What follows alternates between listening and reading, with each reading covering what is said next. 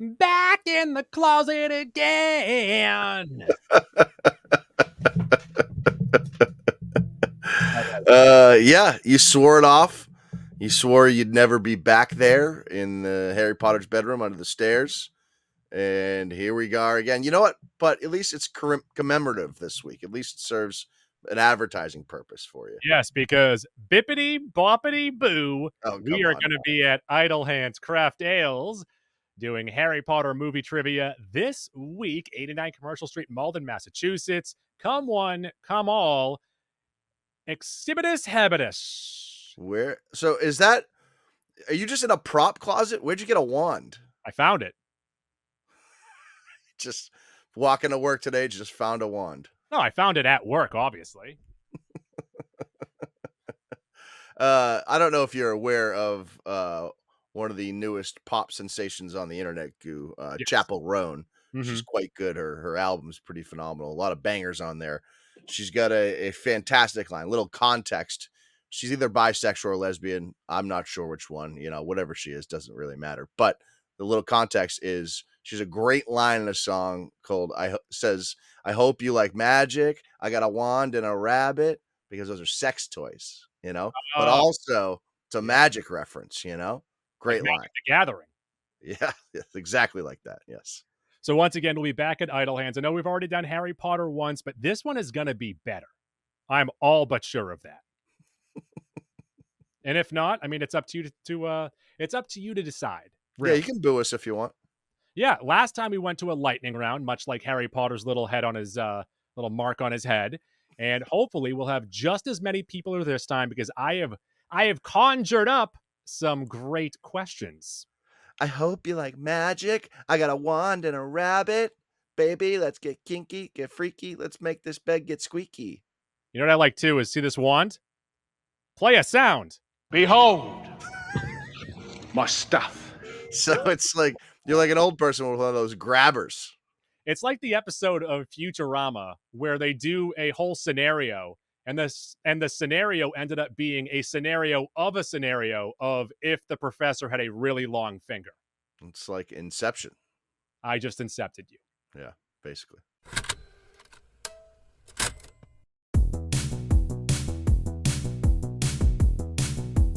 One, goo, three, yeah! Goo. Jaws 3. Goo. King of Queens. Goo. Meryl Streep. Goo. Entertainment. I'm Goo. And I am Mick. And we are the Mac and Goo program. We bring you friendship. Yeah, and today we're bringing you a big old sack, Max sack here. We were devoid of a primary topic that was going to be longer than 4 minutes. So here we are today with several topics that might go 4 minutes, might go 10 minutes, might go 4 seconds. We don't know. We might never leave. I might be in here for the rest of my life. Yes, that might be a thing. That's for sure. So I guess let's kick this off here, Mac. You know, big old Mac sack. Let's get into Max Sack. And Mac sack could be anything. It could be a boat. And this week we have several things in your sack.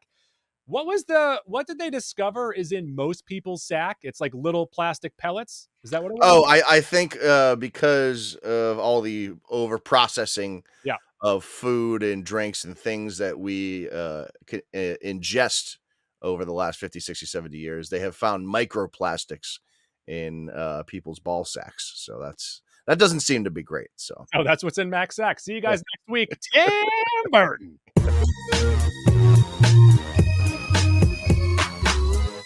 I'll tell you what, this wand, fucking lifesaver. Ooh, yeah. I might keep this because I can reach now. Helping your posture too.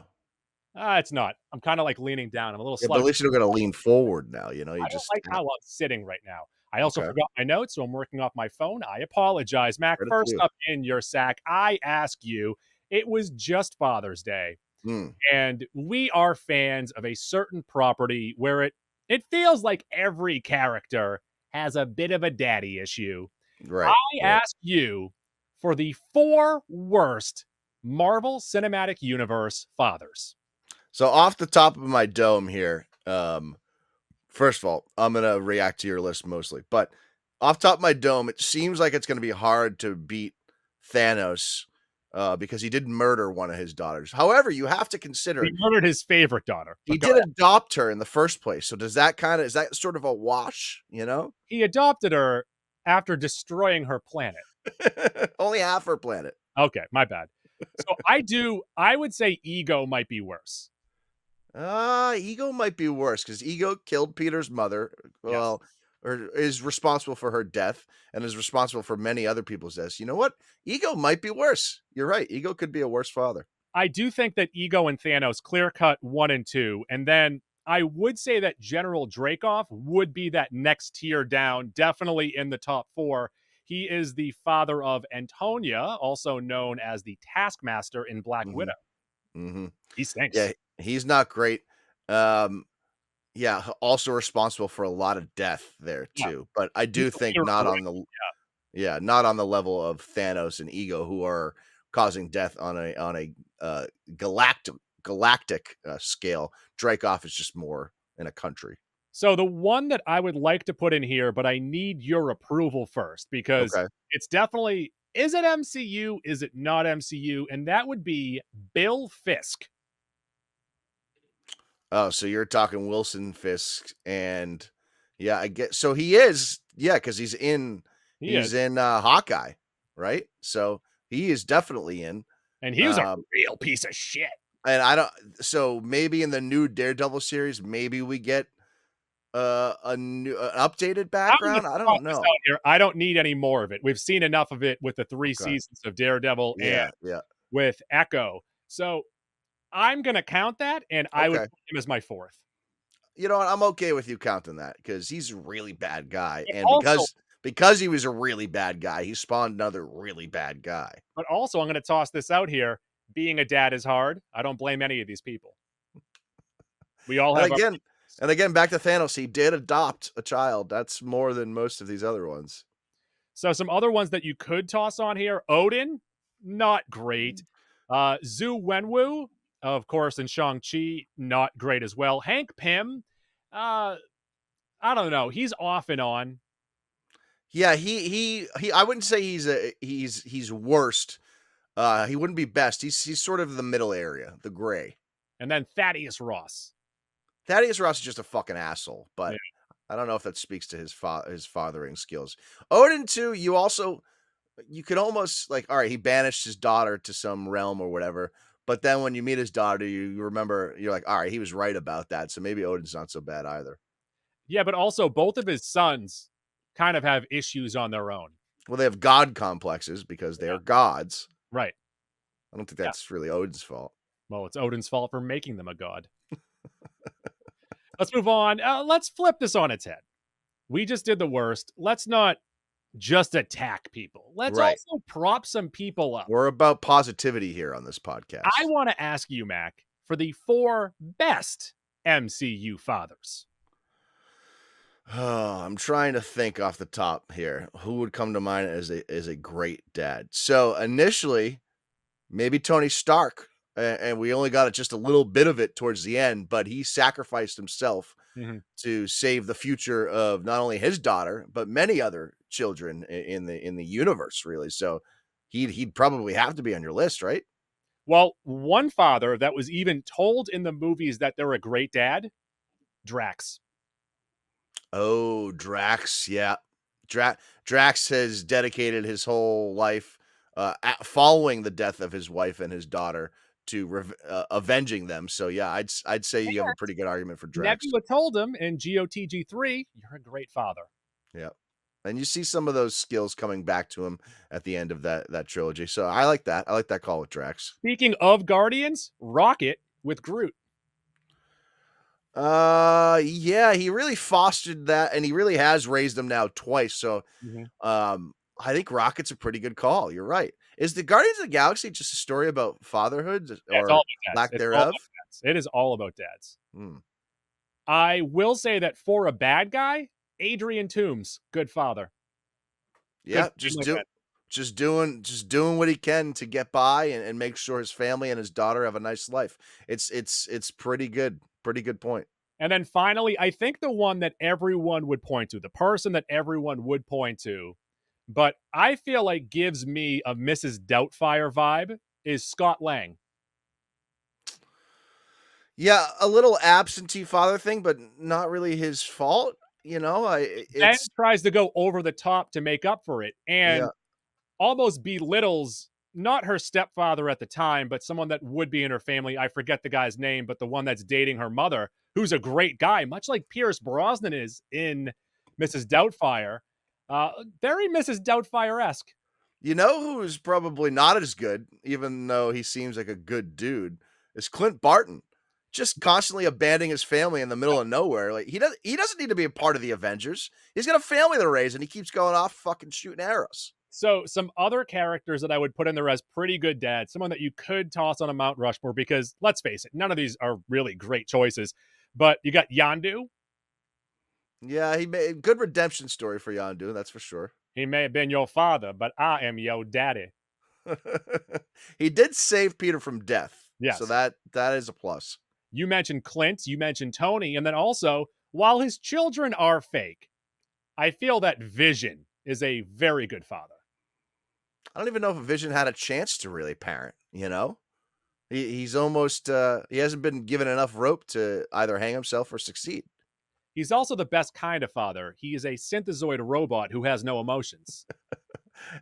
Every person's dream and their partner is just a yes man. That's what they want. And then a father that I feel like gets a bad rap. Like, Tony just dwelled on this for a while, but I feel like Howard Stark, not that bad of a dad, a bit of a workaholic, but not too bad. Not too bad of a dad, but definitely not good, because his actions resulted in the playboy philanthropist billionaire that was Tony Stark before he became a good dad. But he also was able to become a dad maybe in part because he made peace with his father in the past. All right, Mac, let's move on to the next question here. Deadpool and Wolverine hits theaters in July. It's going to be an epic crossover event. So I ask you for your 4 biggest crossovers in entertainment. So the one that really struck me, and I don't know if you really count this, but I think you have to, is Who Framed Roger Rabbit. Absolutely. It's like the first time, first of all, you're crossing over live action animation, and then within the animation, there was a crossover of characters. Song of the South also did that. Are we not counting Song of the South? So that's the one, like, as a kid, that really blew my mind, and still does, if you think about how much effort and time and talent and skill and love went into making that movie.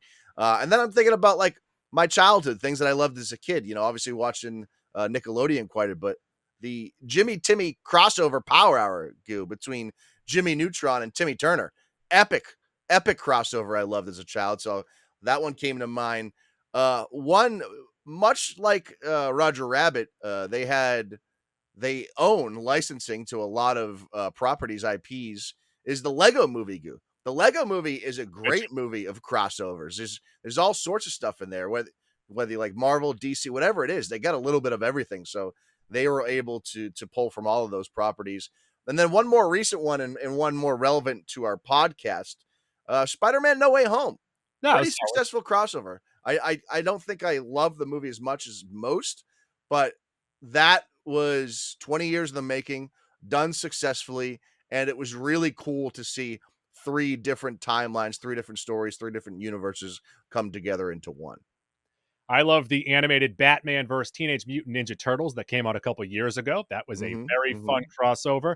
I also enjoyed on TGIF when they would pick one character to cross over with every other show in a night, like, say, when Urkel did it and he went up to Uncle Jesse, or when Sabrina did it, or when Salem the Cat also, 2 Sabrina. Yeah, that's not a bad one at all. Those were always fun nights. You also have Cartoon All-Stars to the Rescue. I think the movie that I rented the most as a child from Blockbuster, every possible cartoon in there, telling you heroin is bad. And I want to give them credit for why I've never done heroin. Yeah, you know what? Good point. That might be also why I haven't done heroin. So credit to the Cartoon All-Stars. Allen Iverson. Yeah, iconic. He's got a couple iconic ones and big moments. Obviously, crossed up Tyrone Lue in the final, stepped over him. He's got that one from his rookie year where he crosses up Jordan near the foul line. I think all-time handles in the NBA, you're probably talking him and Kyrie, 1 and 2. My favorite, or one of my favorites, because I love this player growing up, is White Chocolate, Jason Williams, also my screen name for a 2 or 3 year period there in childhood. White Chocolate and Gary Payton in 1999 on a fast break. He crosses up arguably the greatest guard defender of all time, and it's really awesome. Some other crossovers, Goo, Yes. that were attempted. I don't know if they were good or not. You could almost talk about these two in a whole episode in and of itself. Freddy vs. Jason, which was a great idea, but it also felt like you got to have Michael Myers in there for a triple threat match. I understand why he wasn't, but it seems like he should have been. And then you had AVP, Alien vs. Predator, that they've gotten a few movies out of there that is a better idea in theory than in practice. Okay, let's move on to Mac. Of course, the movie that has swept the nation over the past week or so is Inside Out 2. 155 million at the box office? Well, yeah, just below 154 plus, which is more than most other movies so far this year. So Pete Docter, who I believe is the director of said movie, he has something to do with Pixar, but he might have directed the first one. Pete Docter did not direct the second. So is he a bigger, higher up now? I don't know, but he's definitely not the director of Inside Out 2. I'll get to that. Regardless, Dr. Pete told us that Pixar is going to continue to focus on animated movies and sequels and not do any live action adaptations of their current movies. But Mac, I ask you, which 4 Pixar movies would you like to see if you had to live action adaptations? I'll let you go here because it was hard to come up with more after you had already done your list. Yeah. The director of Inside Out 2, by the way, is Kelsey Mann, which I actually think might be a man. I can tell by the last name. But I am trying to, I really don't think any of these movies need this. I think that they all do a great job telling the story with the animation.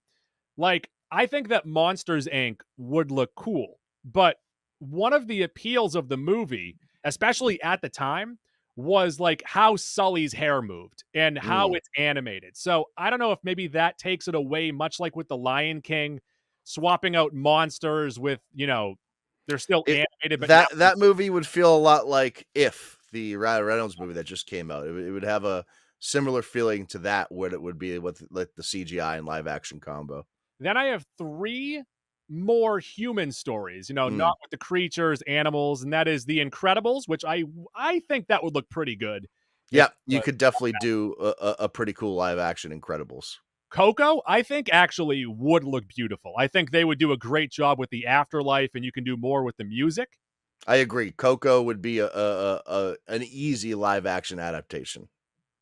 Up would be the one that I would be most interested in seeing, if that makes sense, because as fun as that movie is, you could maybe get an even more emotional story if you're using human actors as opposed to digital animation. More emotional from the first 10 minutes. Well, that's what I'm saying. You probably would be if it was real people. I don't think I would be. I don't think I would be. So the one I would sub in. Once it's animated, it almost tricks you into thinking they're not gonna not be able to have a child. Well, the rope-a-dope. She's not going to get sick and die, and he's not going to be alone for the rest of his life. I hear you on that. No, you did get rope-a-dope there. I would substitute Monsters, Inc. out, and I would put WALL-E in for my 4. So Incredibles, Coco, Up, and WALL-E. I think you could do a really interesting take with a live-action WALL-E. Because essentially, not that WALL-E was live-action, that might be, other than Coco, might be the easiest transition to a live-action movie. So I think that Soul pretty much is just a live-action movie. I don't even consider it to be animation. Yeah, it really is just, Turning Red would be kind of cute, I guess, if they could figure out a way to do that. And then, would it be cool to see Toy Story? So, no. Okay. I don't think. I'll just stop. That's it. That's all we need. Lightyear, though. You could do something like Lightyear. Well, then just fucking watch, what's the Christopher Nolan movie? Interstellar. Yeah, just watch Interstellar. listen. Yeah. Interstellar. Stella. I gotta watch that movie again. It gets a lot of love on the internet, and don't get me wrong, I liked it, still do. Other than Tenet, it might be my least favorite Christopher Nolan movie.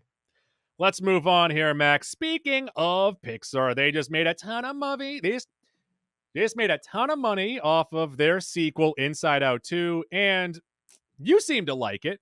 But my question here now is, if you had the power to erase any 4 sequels ever that have ever been released, they have to be theatrically released and considered canon, at least at the time, what would you get rid of? So this is a great question, and I'm stunned that you didn't have my initial response here. First thing I thought of was Star Wars: The Last Jedi, Rian Johnson's second movie in the new trilogy, Force Awakens, Last Jedi, Rise of Skywalker. So this goes along with 2 of the other ones that I had a question about. So say if we got rid of The Last Jedi, say if we got rid of Scary Movie 3, say if we got rid of Home Alone 3, sure, would that cut the movie line off right there, and then you can either make more sequels, or like that's just it, like you're just good with the first 2? So yeah, I guess you could argue either way. You know, it's like they never existed and you're anticipating another movie after, or it's over. I think in either case with The Last Jedi, The Force Awakens was good enough that you're wanting more. Whether you get it or not, you know, that's remains to be seen. But The Last Jedi, again, I could do fucking 3 hours on this. Making the decisions Rian Johnson made in that movie, while it was following up a movie that already set in motion so many things, was just so incredibly stupid. I think we can all admit, even me who dislikes Rian Johnson greatly, he is a talented filmmaker who has produced several really good movies already. But to not have like the conscience or the wherewithal to just continue what was already going on in a trilogy is so fucking stupid. You know what? You weren't hired to make your own trilogy. You were hired to make the second movie in a trilogy. I blame the studio now. Now that I really think about it, the studio should have stepped in and said, hey, we're making this trilogy. You go make that trilogy. That's fine. Blame Kathleen Kennedy. Blame Dave Filoni. Blame all of them. They're all responsible in some part for that.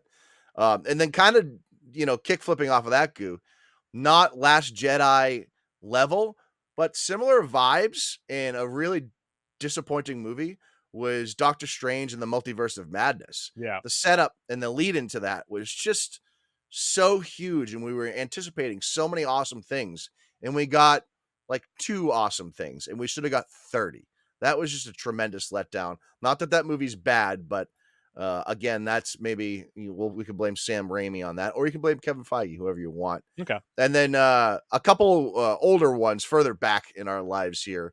The Matrix Revolutions, the third movie of the trilogy that was shot concurrently with Reloaded, is such a fucking steep fall off from the first 2. And obviously the first one's an all-time great. I even love most of the second one. The conclusion to that trilogy is just such a letdown, and like, just, I don't know, the tone in that, I don't know. I don't like that movie. I don't know if anyone likes that movie. And then a little similar vibe to that is X-Men The Last Stand, coming off X-Men and X2. What a major letdown that was. And then also they tried it again, the redux of Dark Phoenix. That didn't work. So just that whole line, the Dark Phoenix stuff, I don't know if they're ever going to be able to do that correctly. So no, I like movies that are so bad that I get some joy out of how bad they are. So like some of those don't really do it for me. I will say that like Zoolander 2 hurt me. I still haven't seen it. It's so bad. I can't bring myself to do it. Dumb and Dumber 2 hurts me. Yeah. That's so you are picking up on an appropriate theme here is comedy sequels and or prequels. Yeah. Not great. No. And then Major League 3, Back to the Minors. I'm not even sure if this was in theaters. I don't think it was. It might not have been. I enjoyed the second one. I think the second one, to me, is more quotable, Major League 2, than the first one. Sure. But this third one, there is nothing redeemable about it. It's a cash grab, and then it didn't make any money. So then it ends up being a fucking horrible movie. All right, Mac, I ask you right now, a Pixar movie is destroying the box office right now. It is called Inside Out 2, and it stars Amy Poehler as a personified emotion named Joy. I ask you right now, because she was a star on the Saturday Night Live television program for, I don't know, 6, 7 years, whatever the appropriate amount of years was. Can you give me her Mount Rushmore of SNL characters? First off, I'm realizing now that this is just our way of reviewing Inside Out 2 is this sack. Second of all, oddly, as much as I love Amy Poehler and loved her on SNL, I couldn't come up with like any I could Amy come up Poehler with characters. 2 of them, and I didn't know their names. Yeah, it's weird to think about. Like you can remember her in a lot of sketches, Yes. but she never really had that like knockout A1 character that recurred all the time. It's weird to think about. Like, I'm like, oh, I really liked that hyperactive kid, the one that was with Horatio Sands. I think her name was Caitlin. I looked that up. Sure. And I actually do love one of her characters, and all I remembered was that she had one leg and she farted. I don't even remember that one. Yeah. And then I don't even think this counts as a character, but like her on Weekend Update is what we maybe remember her most for. Yeah. But I mean, she is playing a bit of a character there. And then like she did a few Clinton things when Faye was doing, what's her face? The Alaskan Sarah Palin. Yep. So she was good as Hillary Clinton, but like she just never really had the one that most all-time greats have. Well, we just did 4, so we're all set. All right, there we go. Back hitting the theaters this weekend is a little film called Bike Riders, and I will ask you for your top 4 motorcycle movies. So, number 1 with a bullet, I think we can both agree. The one that you had on your list was Wild Hogs. You got to have Wild Hogs on there when you're talking motorcycle movies. And then from there, Gil, real thin. It's real thin. Maybe Ghost Rider. That movie's horrible. Both of them are horrible, but you got Nick Cage riding a motorcycle. Maybe Kill Bill. She got that yellow outfit with the yellow motorcycle. Is it a Ducati? I don't know. That's kind of a motorcycle movie. Terminator 2. He rides a motorcycle like the whole movie. Does that count? I don't know. The answer is Easy Rider. Let's not even overthink this. As long as the song Born to Be Wild is in the movie, it's good. Can I say Sons of Anarchy? You can say Sons of Anarchy. Can I say the first 4 seasons of Sons of Anarchy? That's an even better movie. Yeah.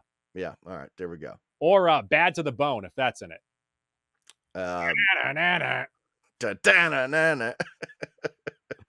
Mac, it was put on to X this past week that Can't Hardly Wait was released 26 years ago. And it had me thinking, I prefer this over American Pie. And now I want to ask you for your 4 best 90s raunchy teen comedies. So I think American Pie and Can't Hardly Wait are probably in there. So those are probably let's start with those 2 for me.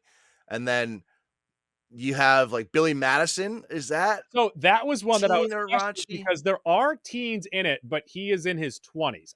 He is, yeah, but he goes through school. I need the main characters to be teenagers. So that's your parameters on this? Well, no, we're going to have a bunch of parameters. We're going to figure this out. We're going to walk our way through this. So I think that Dazed and Confused would be probably the best movie of the bunch. Yeah, but is it? It's kind of raunchy. It's a little raunchy. Yeah. There's teenagers. It's high school. It's one day. Yeah. I mean, you would probably look at that as being the best actual movie of the bunch. And you might say even, does it deserve to be lumped in with these other movies? But here we are. So to that one, I also then present 10 Things I Hate About You, but it might be too classy. I was going to say, is it raunchy enough? I don't know if it is. Is it even rated R? I don't know. I don't think it is. But I don't think it does is. Draw a penis on someone's face. So yes, raunch. And there's raunch. I would ask you, is Pleasantville raunchy enough? Those are what? No, because Pleasantville is almost a commentary on all of that. So I don't think I would count Pleasantville. That's almost too classy as well. What about Friday? They're like late teens, early 20s. I don't know if that's a teen comedy though. Oh, it is. I think it definitely is. Teenagers? Yeah, there's definitely teenagers in the movie, and you could argue maybe they're 19, 20, 21. I don't know. It is a little above what you're looking for, but I think it's in the same vein. Is Clueless raunchy enough? It's also not rated R, but that's fine. I don't think Clueless is raunchy enough, but it might be right below what we're looking for. She's All That? Question mark? That might be raunchy enough or mean enough. Premise enough. Yeah, that's right around all around it too. One that is definitely raunchy enough, definitely rated R, would be Detroit Rock City, but I don't know if it's good enough. No, I wouldn't. Yeah, I don't think anyone would really name that when you're going through this category. One that I don't love the actors in the movie, so it's tough for me to put it up here, but Election? That's like scandalous, not raunchy, you know? It's pretty raunchy. So Can't Hardly Wait, American Pie. I would probably add Friday and Billy Madison. I would both more fringe, but definitely enough teen and teenish humor in there for it to get by for me. You're putting Friday in there. I would say that Mallrats is as much late teen. I think Mallrats is in the same category. Yes, I agree. So guys, tell us right now. So we're gonna go Dazed and Confused, Can't Hardly Wait, American Pie. Tell us who the fourth one is, because we're having a real difficult time. Like Cruel Intentions is raunchy. I considered it, but it's not a comedy. No. Yeah. There are some comedic moments in there, but it's not a comedy. So when coming up with the last question, I then stumbled onto this one. Fuck it, Mac. Let's jump to the 2000s. The year 2000. Give me the 4 rated R raunchy comedies of the decade. Number 1 with the bullet? Not entirely. We have 2 number 1 with the bullets. Doesn't even make any sense.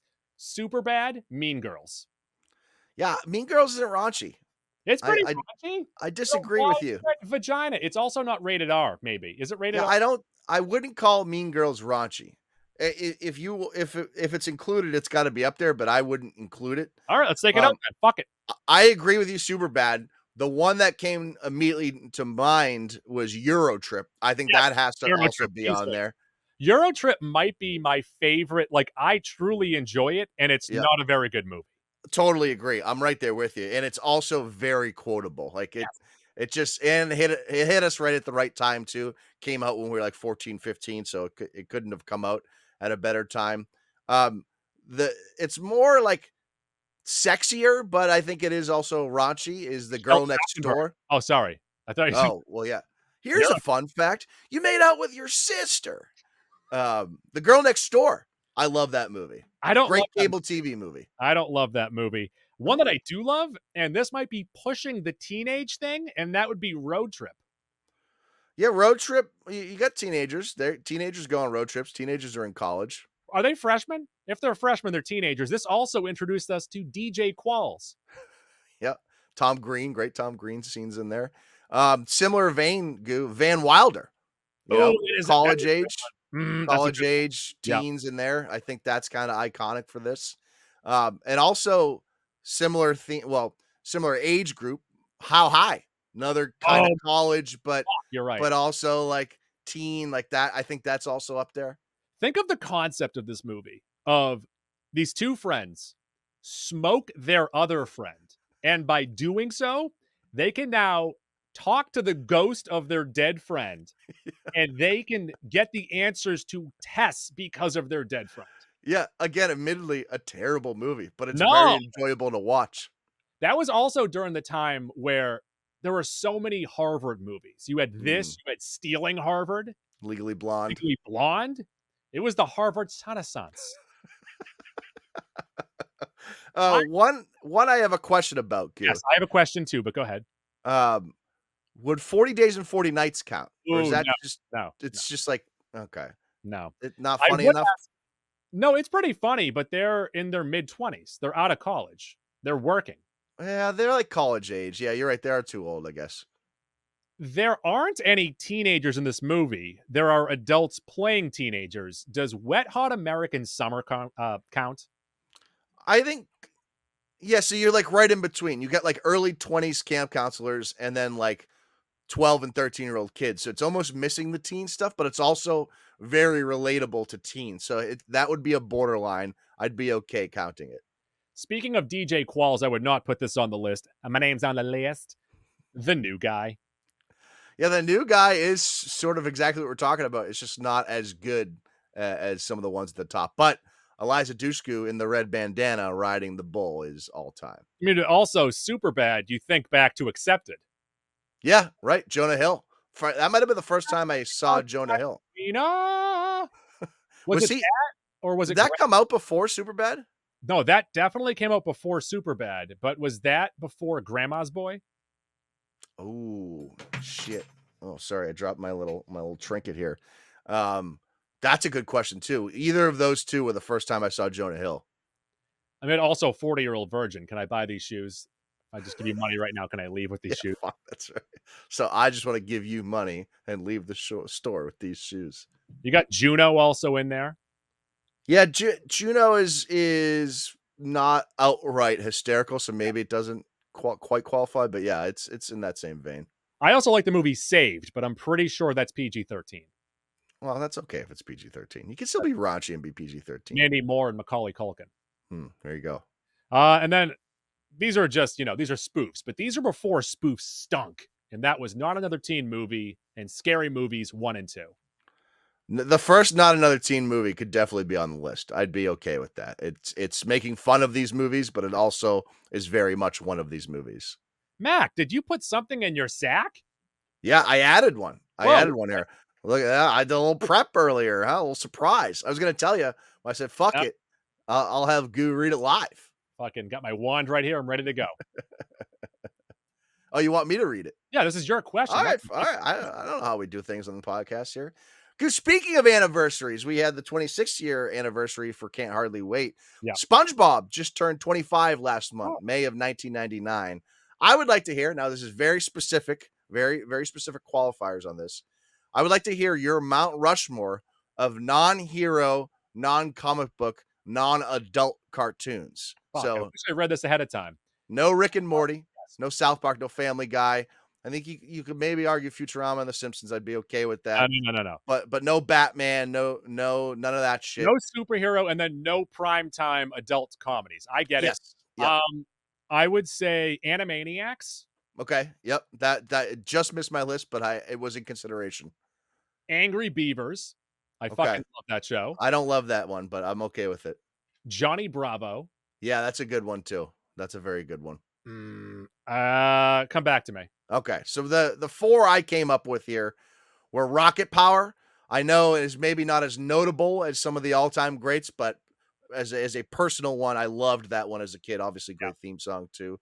Rugrats is just an all-timer. Like, I have seen so many hours of Rugrats, especially as a kid, that I had to put that on the list. Recess from One Saturday Morning, like that one might have been my favorite for 2 or 3 years there. And then the fourth one I had an issue with. You could even argue this one off. Like if SpongeBob was eligible, this one wouldn't be on the list. The Fairly Odd Parents. I loved that show as a kid. Better than Jimmy Neutron, better than anything else that was in its era. Really, really liked that. Some other honorables here that you might be interested in is Hey Arnold. Yeah. You mentioned Animaniacs. And then Doug. Doug, I think, is in consideration for this as well. So one that I'm going to say right now, knowing that it sucks, but I just want your reaction. I just looked it up real quick, is Angela Anaconda. That show sucked. That show was so bad. Hello. Welcome to my very own show. I'd like to introduce myself to you. Oh no, it's Ninny. I don't know. Question I mark? would change the channel every time it was on. You know what I did? ABC Family? Question mark? Possibly. You know what I didn't change the channel to was Life with Louie. Oh, Life with Louie was something I considered as well. Louie, Bobby's World, Yep. Extravaganza. Yep. All of these Fox Kids shows. Mac, Yep. I will now ask you, because McDonald's has decided to not acknowledge Grimace's birthday this year, which is a fucking weird thing to say. But Give me your Mount Rushmore of fast food mascots / characters. So, you go first because Okay. I think I would actually use 2 of yours, but I did come up with 4 other ones. I love the Hamburglar. Yeah, What? First off, iconic. great name for the character. He Mhm. steals hamburgers. He's a burglar. Fucking mash those up. Hamburglar. Wendy, because we've gotten several different Wendy's for the thing of Wendy's, and some of them have been quite attractive, if you ask me. When I was growing up, I wasn't attracted to Wendy-like women, and now I am very attracted to Wendy-like women. You ready for this? Yeah, let's hear it. Yo quiero Taco Bell. Yeah, gotta be on there. That Gotta be on. early 2000s talking Chihuahua is gonna get us every time. And then the easiest one for me. I fucking love the Sponge Monkeys from Quiznos. I had no idea that's what they were called. I thought they were just like hamsters. We love the Sims because they are good to eat. I would steal the Hamburglar and the Taco Bell dog. I might even steal the Sponge Monkeys. The other ones I came up with. By the way, what a sentence that is. I would steal the Hamburglar and the Taco Bell dog. I love the Little Caesars guy. Pizza. Always loved that. Catchy into that. I liked the Jack in the Box commercials with the guy in the suit, but the Jack in the Box head. And that was also very similar to the King from the Burger King. Yeah. I like those, like the NFL commercials with him. I don't know if this one counts. If it does, it's on the list with Hamburglar, Sponge Monkeys, and Taco Bell. Chuck E. Cheese? Does he count? Yeah. I don't love him, though. Yeah, he'd be my 4th on the list. I would remove Wendy and put Chuck E. Cheese in there. Actually, I'd also remove Sponge Monkeys and put Little Caesar in there. Did you ever have a good enough report card for Chuck E. Cheese to give you tokens? Oh, I didn't even know that was a thing. So Oh, I definitely did, but I don't think my parents knew that was a thing. I was like a fucking I was a great student to the point where I started beating the system too well. And then it ended up hurting me in the long run, because now I hate reading. You know what I used to always get was effort honor roll. Okay, there you go. You tried. I tried. That's all you can ask for, honestly. That's it. All right, Mac, this next category is really just specifically for me, and I went down a real bad rabbit hole to the point of I might just start my own podcast on this. Yeah, I read 2 notes here and I said, you know what, this one's just for you. I'm gonna step out of this one. So I'm gonna ask the audience right now. Do you remember when you would pop in a VHS and at the beginning of the movie, before the movie even played, you would get coming soon to VHS? Right. I do recall that personally. I don't remember any of those ever like getting me hard, ever pants tenting me. I mean, most people would just skip them, I would say. But yeah. I asked myself for the most memorable of the coming soon to VHSs, ones that stick in my mind. The first one here, was coming soon a double entendre there? No, not. No. But these would usually be the movies that I've seen so many times that I'll just never forget the movies that were shown ahead of my movie. Sure. But I do ask the question to myself of, was it Senseless or The Sixth Man? Which Marlon Wayans vehicle had the preview to South Park, Bigger, Longer, and Uncut with Cartman singing that Kyle's mom is a bitch? Kyle's mom's a bitch. She's a big fat bitch. She's the biggest bitch in the whole I'll wide never world. forget. Like, I was watching the movie and that came All the off. boys and girls. Wow. Changed my mind. That's a great number. Yeah. It might have been Senseless. It might have been Senseless. Okay. I'll also never forget, for Free Willy, you had the Nutcracker, you had Mask of the Phantasm, then you had them selling you the album that had Michael Jackson on there. You are not alone. And then after that, you had a PSA to save the orcas. Yeah, you gotta save the orcas. You know what? The more we learn about orcas, we shouldn't be saving them. They can fucking handle themselves. Yeah, I think they're all set. Yeah, I agree. Because you know what? They're coming for us. One of these days. One of these days. My family, now first off, I left off a lot of Disney movies because it was just trailer for other Disney movies. I'm whatever. Yeah. But my family owned 2 copies of Free Willy. The exact same one. I don't know. We had 2 of the clamshell VHS boxes. with Free Willy. Free Willy was certainly in the rotation at all times when we were a kid. There's no doubt about that. At the beginning of Batman 89, you had a Diet Coke commercial with Alfred. Like, this is what I enjoy with his big fluffy eyebrows. At the beginning of Power Rangers, the one that came out in 1995, the cinematic classic Power Rangers, you had Dunstan Checks In, Page Master, Far From Home, The Adventure of Yellow Dog, and then a teaser to watch post-movie of a website they just created. See, I don't remember the last two. Now that you're saying that too, I definitely remember Dunstan Checks In and Page Master, the Macaulay Culkin vehicle. I don't remember the Yellow Dog or the website teaser though. For Forrest Gump, of course, this came in 2 VHSs because it was so goddamn long. And you might be thinking, if you take out the trailers at the beginning of this, maybe you can fit it all onto one VHS. I don't know how this works. But you had Braveheart, Congo. Yeah, I said Congo, Mac.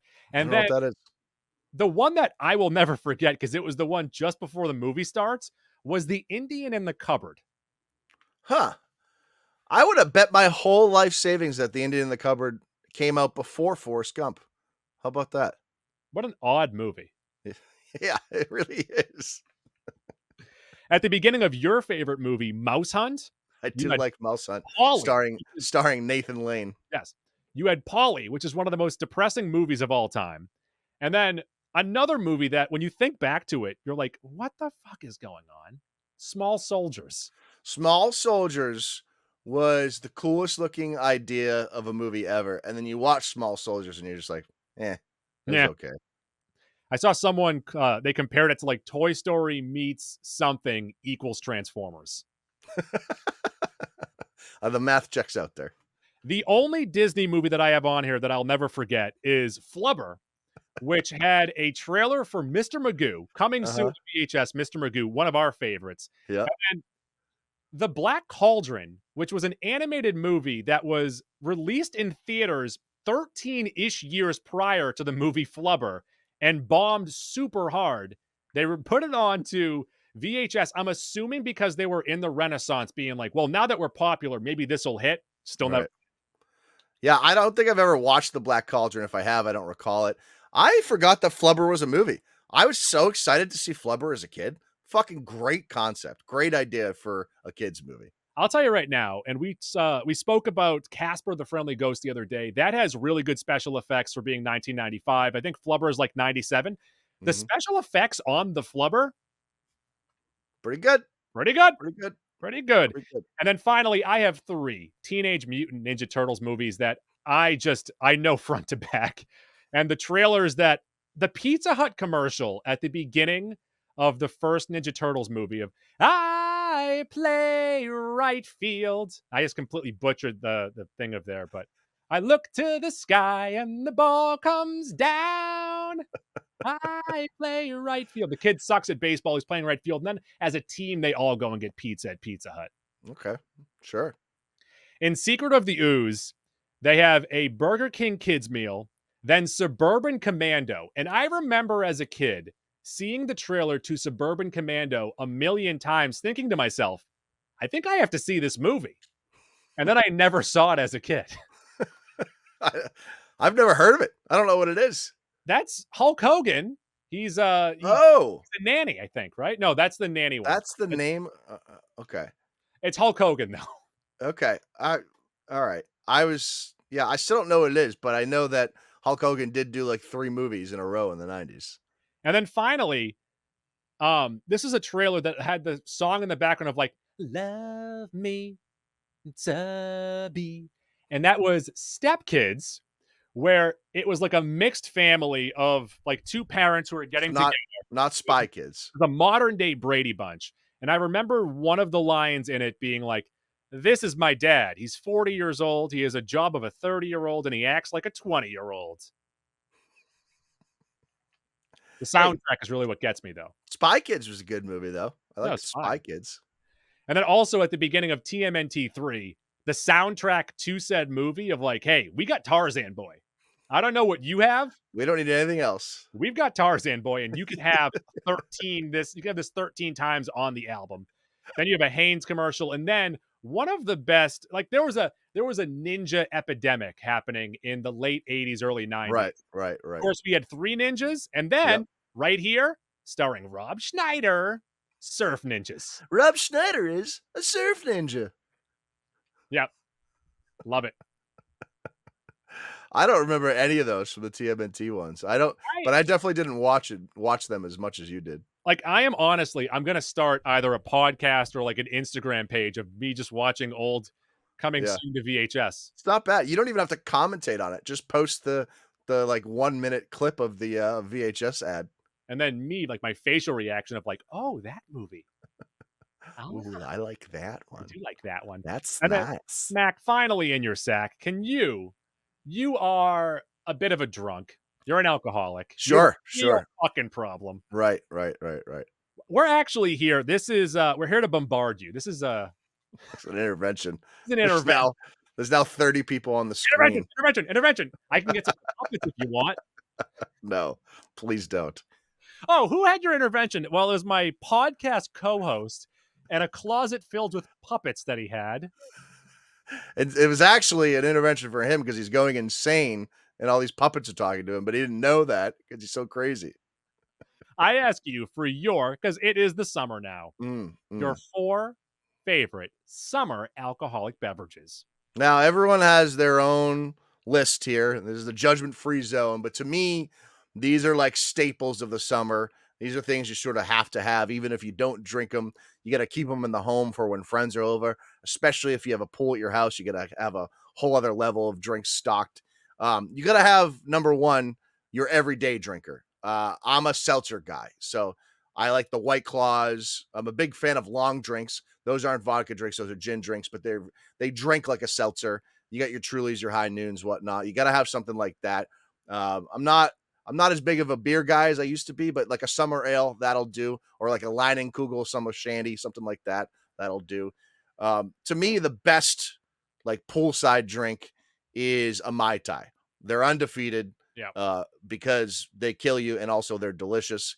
But that is more of like a vacation pool vibe, not necessarily like an everyday summer drink. The everyday summer drink for me personally is a gin and tonic. A nice ginny tea just hits so perfectly. It's so crisp. It's 90 degrees out. I think a ginny tea is the best thing you can drink. And then the last one is a little bit of a combination of the prior two, is a margarita and or a frozen margarita. Very versatile. Poolside, vacation, but also pretty easy to drink at the bar. You know, you can go out, you can get it with dinner. If you order a frozen marg, you get less looks than you do when you get a Mai Tai. So I think that's the happy medium there. You just can't really go wrong with like a nice slushy margarita. Is that all you got? Yeah, that's my 4. That's my Mount Rushmore. All right, guys. So head over to X right now and tell us your Mount Rushmores of all the dumb categories we just did. Mac, where can the people find us? You can find us on Twitter and on Instagram at Mac and Goo Podcast. Every other platform is Mac _ Goo. It's Mac Shift 7 Goo. That includes Facebook, Stitcher, TuneIn, Castbox, Spreaker, Google Play, iHeart Radio. We are also on Spotify, but more importantly, we are on Apple Podcasts. Get on there, rate, review, subscribe, 5 stars. If you do that, you'll get a free Mac and Goo t-shirt from the folks over at Watertown Sportswear. That's Watertown Sportswear on 34 Mount Auburn Street in Watertown. WatertownSportswear.com, expert screen printing and embroidery. John, I swear I'm going to send your shirt real soon. We've been real busy with the Celtics, and I've been working a lot. I'm trying to get it all tightened up. Also, holidays coming up. It's tough to go to the post office on holidays because they are closed. We'll try and get some other shirts for some other people as well. tpublic.com, merch. Buy shirts there. You can buy hats there. Please do that. We'll have a news dump at the end of this week. We'll try and figure out something better for next week because this was not great. So, Tuesdays or Goose Days, I abuse kangaroos. Bye. Sam Burton.